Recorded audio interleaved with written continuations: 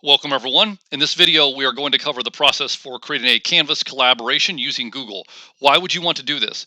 You can create a group assignment where multiple students can collaborate on a G Suite document, and you as the creator have access to view that document at any time. So you can see what the students are doing, you can check on their work, you can make sure that they are making the progress that you would like them to make. This is an invaluable tool. It also is created in your Google Drive and shared to the students, so it is impossible for them to delete that.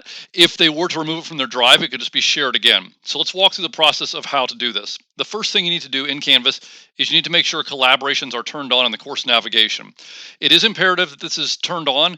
Many things can be accessed directly through modules, collaborations cannot. So to do that, you will navigate to Settings, and from there, you will choose the collaboration option, and you will turn that on by selecting the three dots and hitting enable, or you could drag and drop it to the top. Mine's so far down, I'm just going to click enable, and then I'm going to click save. And once I have done that, collaborations, notice, will show right here. There's no eyeball with the line through it telling me that it is not visible. Once I have done that, I am then ready to click on collaborations to create my first collaboration. Right here, you will have the drop-down option, and you can choose to collaborate using which tool. You can have Google Docs, Google Apps, or Microsoft Office 365, depending on what your institution has. This particular video, we're going to walk through the Google process, so I'm going to cover the Google Apps right here. You're going to click on Google Apps, and then you're going to choose what type of G Suite document you would like to create. Would you like to create a Google Doc, a Google Sheet, or a presentation? You can choose any of these, and there are great reasons why you might choose any of them. I'm just going to do a doc for an example. However, something like a presentation could be great for a final presentation where you have a group of students working on that together. And especially in this current age that we are living in, students can work on this at school and at home. So if there are students who are quarantined or at home for whatever reason, they can continue to work on that side by side with their collaborators at school. I'm going to create a document. I'm then going to give it a name. I'm just going to call this example collaboration number 1. And then I can click right here and give it a description. The description is optional, but it is recommended so that you give some context to the students. So I'm just going to type, this is an example collaboration using Google.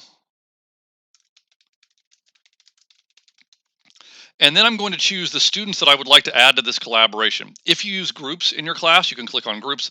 This particular course, I do have a lab group set up, but let's just go with people. You should see a list of all your students right here. And if I scroll down here, I will see the list of students. So I'm going to add Abe Lincoln, and I'm going to add Stacy, and I will click submit. And those two students will get an email notification that their collaboration has been created. You will see the collaboration will open in a new tab. Collaborations by default and by definition are always blank. This is just a space for students to work. If you have some format or template or something you want the students to use, you could always copy that in here because you are the owner of this document. So once I have this, I can close this out, and then notice now my current collaboration is there. Let's say that I had a class of 24 students. I would need to create a new collaboration for each group. So again, with my example earlier of a final project, maybe I have 3 students working on a Google slide presentation. I would need to create collaboration number 1, group 1, collaboration number 1, group 2, so on and so forth, so that each group has their own collaboration. But again, the beauty of this is as the instructor at any time, I can come over, click on collaborations, I click on example collaboration, and I can see what the students have done. So if I've given them a week to work on a project and we're on the second day, then adequate progress is being made or not being made, I'm going to know that, and I can check in with those students. And again, students can collaborate both on-site and off-site, so lots of advantages for this tool. As always, a printable handout of these same instructions can be found in the video's description. If you have any questions, please let me know.